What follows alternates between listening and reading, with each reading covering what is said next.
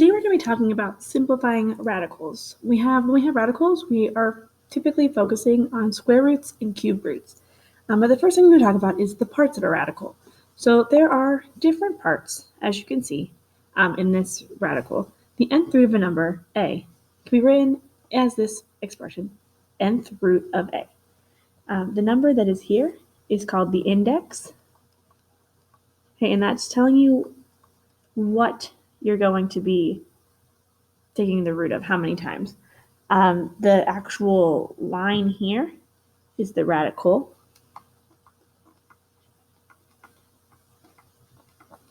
And this part here is called the radicand.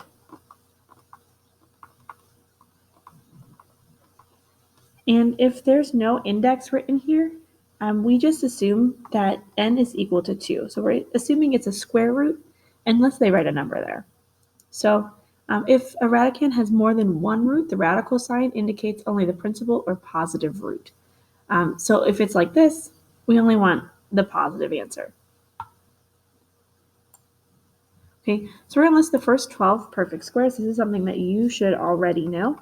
1, 4, 9, 16, 25, 36, 49, 64, 81, 100, 121, and 144. Now, this next part is a review. You should know your perfect square roots already. So, for example, the square root of 16, you should know that the square root of 16 is equal to 4. Okay?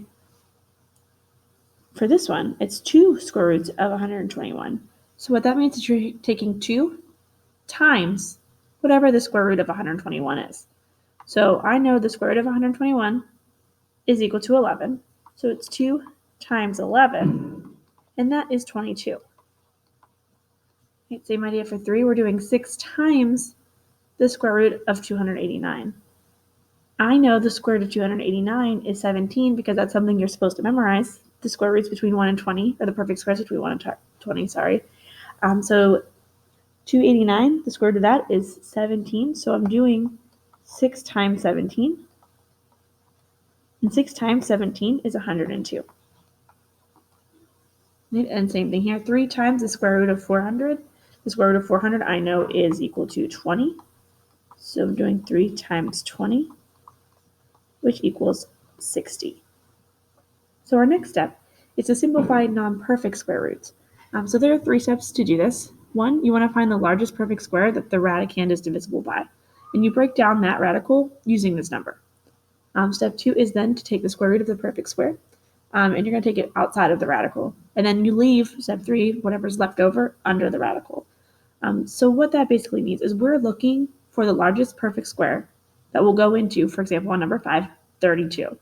So my perfect squares up until 32 are 1, 4, 9, 16, and 25. If one of those can go into 32, then that is what I want to use to simplify this. Now I know that 16 times 2 is equal to 32. Okay, so 32. I know that 16 times 2. Okay, so I'm going to do the square root of 16 times the square root of 2 will get me this. Okay, so what I'm going to have here is my square root of 16. I know that that simplifies to 4, and this doesn't simplify, so I'm going to leave it like that.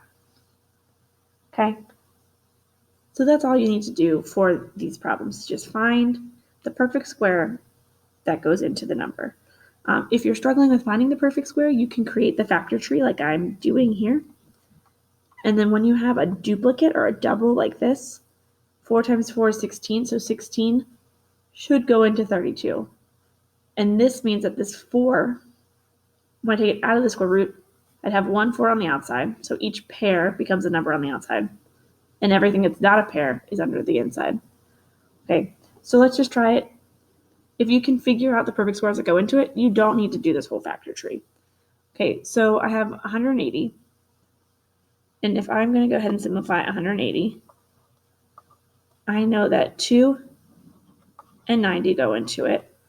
I also know that 9 and 10 go into it. And then this is 3 and 3. And this is 2 and 5.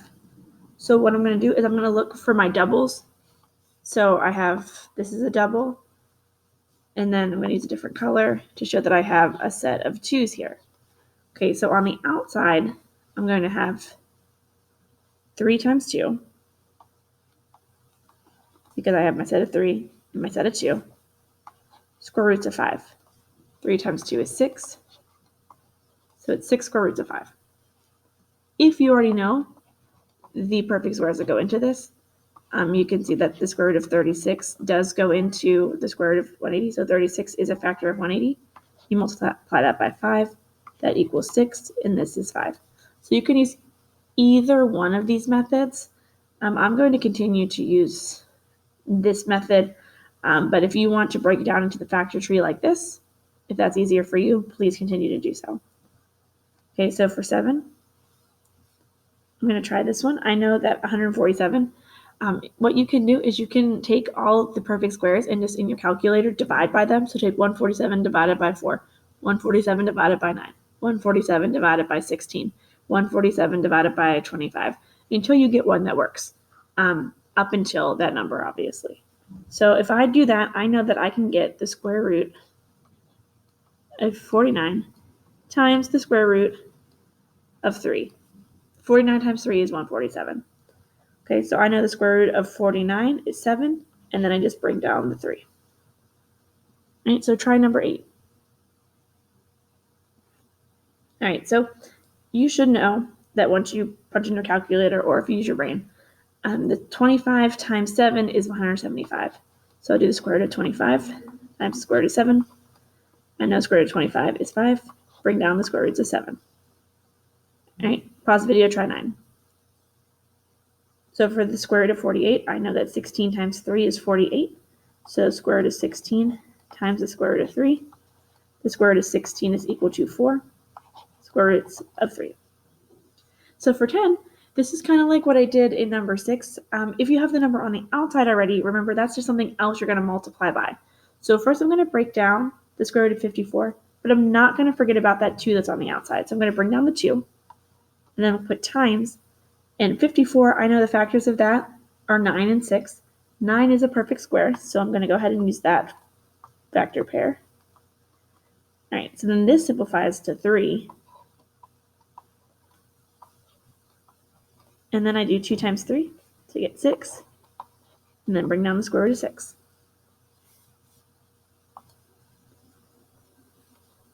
All right, so you're going to go ahead and try number 11. Just pause the video and press play when you're done. Okay, so number 11, if you went ahead and simplified that, you should know that 150, you can get 25 times 6 to get 150. So we're going to go ahead and use that. So I'll bring down my negative 5 times the square root of 25 times the square root of 6. I know that this is equal to 5, so I have negative 5 times 5, square roots of 6. Negative 5 times 5 is negative 25. Bring down the square roots of 6. All right, try 12. So for 12, we bring down the 8. And then 64 times 2 is 128. So the square root of 64 times the square root of 2. 8 times 8, square roots of 2. 8 times 8 is 64, square roots of 2. Number 13, 28. I know that 4 times 7 gets me 28. So I'm going to go ahead and bring down my negative 3. Do the square root of 4 times the square root of 7. Square root of 4 is equal to 2. And then negative 3 times 2 is negative 6. So the thing here, it's very important that you write the perfect square one first. That makes it way easier if your perfect square one's already on the outside of the radical. And 2, you can simplify some of these, but even if you simplify it, you might not simplify it the entire way. So if you end up with another number under here that can be simplified with more perfect squares, you need to keep solving. Okay, so these ones, 6, 2, and 7, I can't put any other numbers in there to make this more simplified, so this is my final answer. But sometimes you might get, like, let's say, 18, okay, under your radical. Well, 18, 9 is a factor of 18, and 9 is a perfect square. So you need to keep simplifying until you cannot simplify that radical anymore. Okay, so the last one in this section. I've got 4 times the square root of 384. Press pause. Try this problem for yourself. All right, so if you've tried this problem, you've got 4 times the square root of 64 times the square root of 6. The square root of 64 simplifies to 8. And 8 times 4 is 32. And 32 square root of 6 is my final answer. Now, we also have perfect cubes. So the perfect cubes, when you have cube numbers, you can have a positive and a negative answer here. For perfect squares, you can only have those positives unless the question is specifically looking for a negative. For perfect cubes, you can have a negative under that radical. In perfect squares, there is no negative under that radical.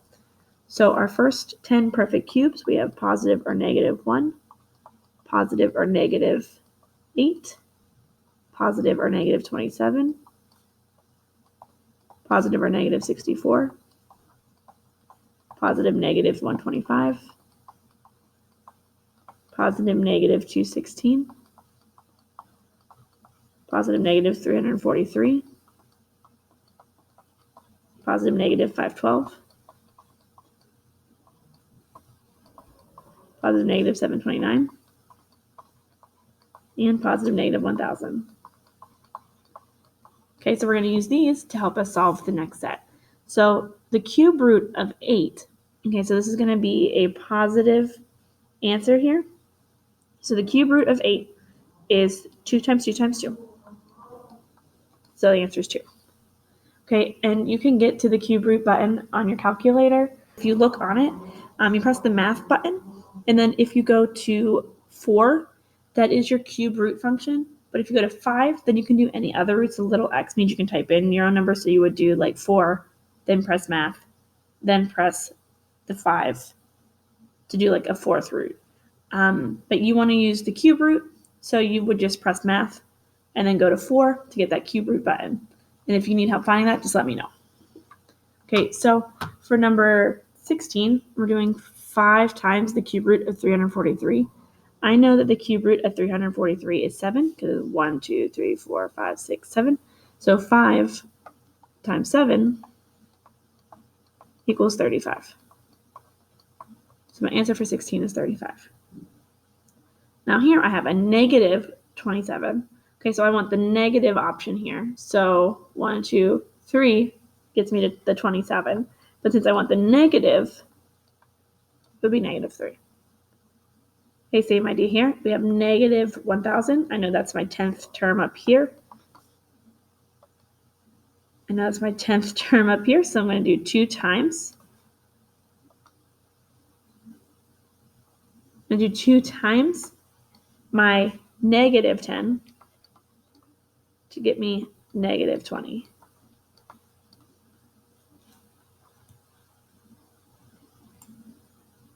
All right, so if you just simplify some non-perfect roots, it's the same idea. We're looking for the cube roots that go into these numbers.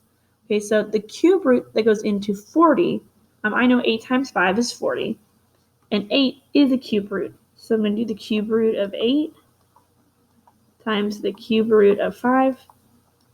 This I know simplifies to 2 cube roots of 5. So again, I'm looking for factors that go into 192 that are perfect cubes. If you divide 192 by 64, you get 3.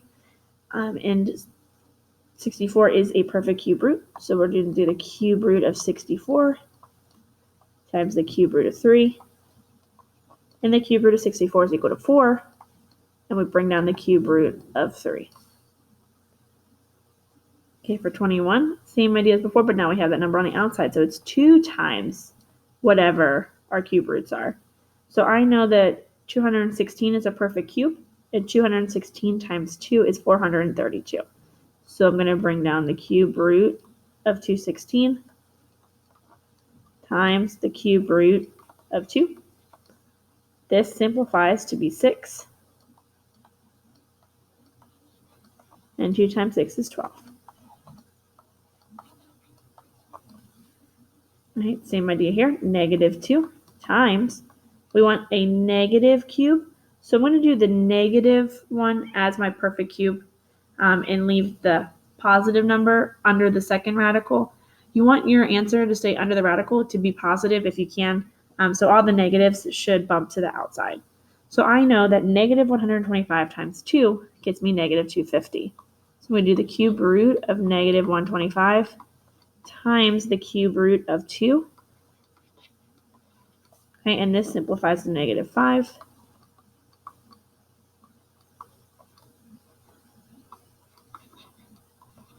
And negative 2 times negative 5 is a positive 10.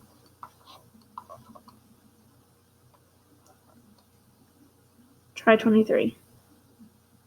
So for 23, you bring down the 8, and then the cube root of negative 8 times 12 will get you to that negative 96.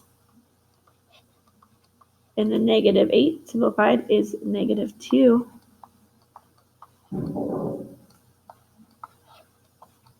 And 8 times negative 2 is negative 16 cube roots of 12.